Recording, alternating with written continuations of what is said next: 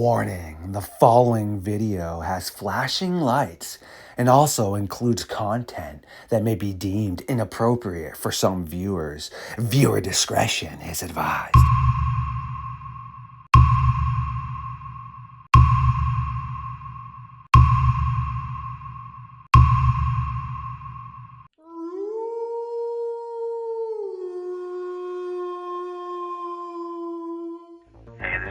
With CW Operations and Survival.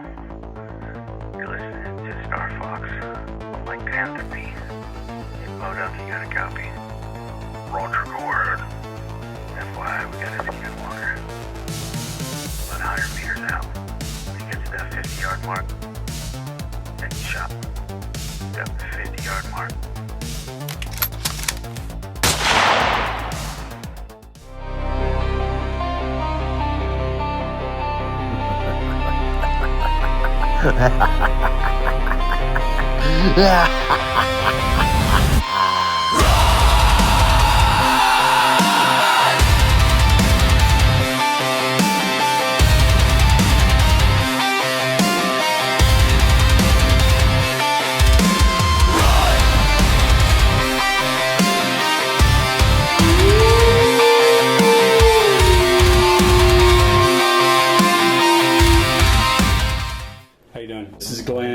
He's going to give his deposition on his sighting that he's seen at Lane Between the Lakes, and then we're going to ask a few questions. Go ahead. Thank you for having me. This all transpired in October of 1979, and I was on my regular fishing trip at 4:30 in the morning at LBL. Headed out to a nice low fog, beautiful morning out, and just enjoying the fishing like I normally do.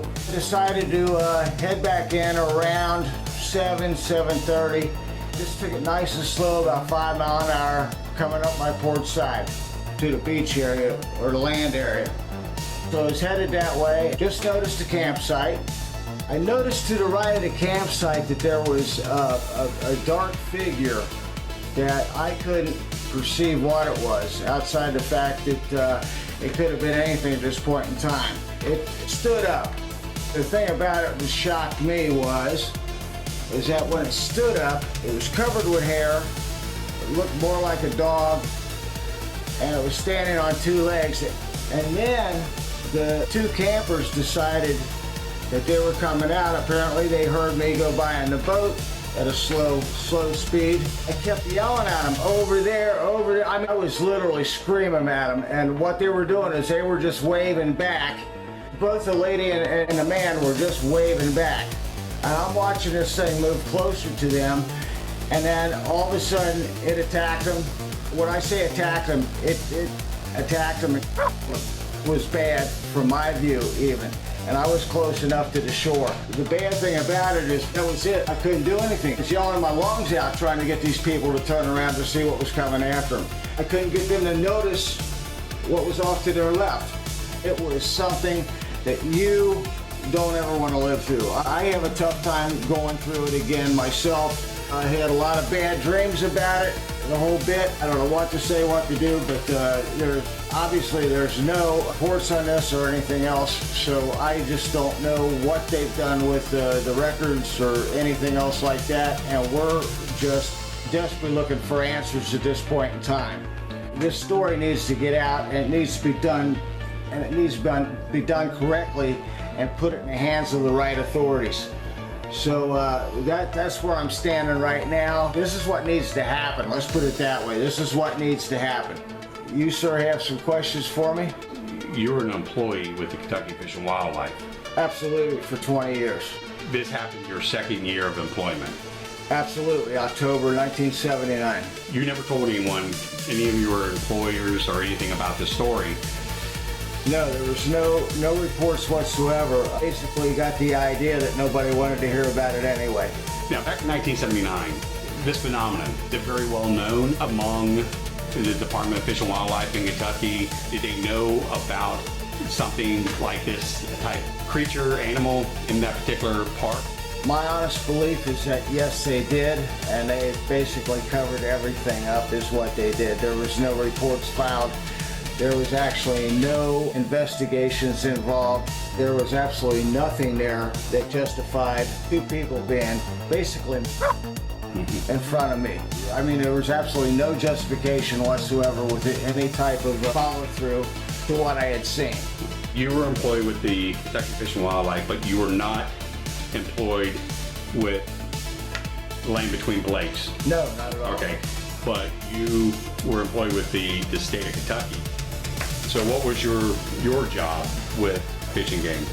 My job was to stock the lakes around the region. Your standard fish, bass, bluegill, catfish, trout, rainbow trout, Okay. especially. So yes, kept me busy. You just went down to LBL to go fishing. When you saw this creature, can you describe what it looked like? It looked like some type of combination of a dog and a hyena and a lion. When it first got up, it got into a prowl on attack mode like a lion would. It had the ears like a dog or a hyena, and it sort of had legs like that, but it's hairy all over.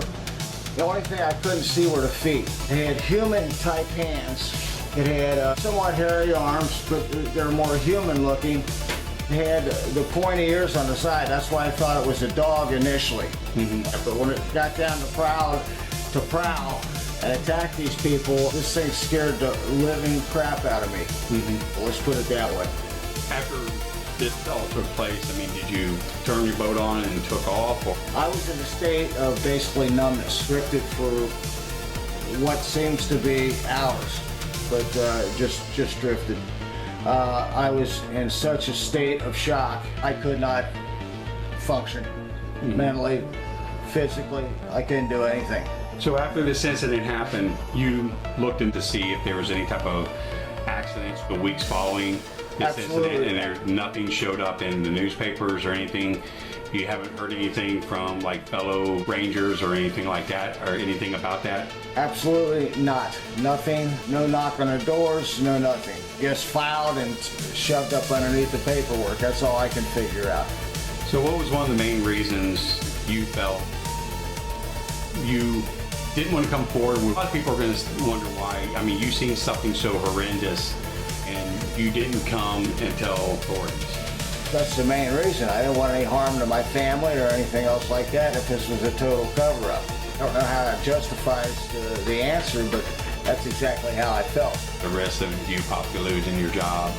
Absolutely. When you work for the State Wildlife Board down in Kentucky, you don't want to bring this to light because, yes, you will lose your job if there's some type of cover-up or some type of situation where they're shoving this under the thing so they can keep their customers coming in back and forth. You know what I'm saying? Right.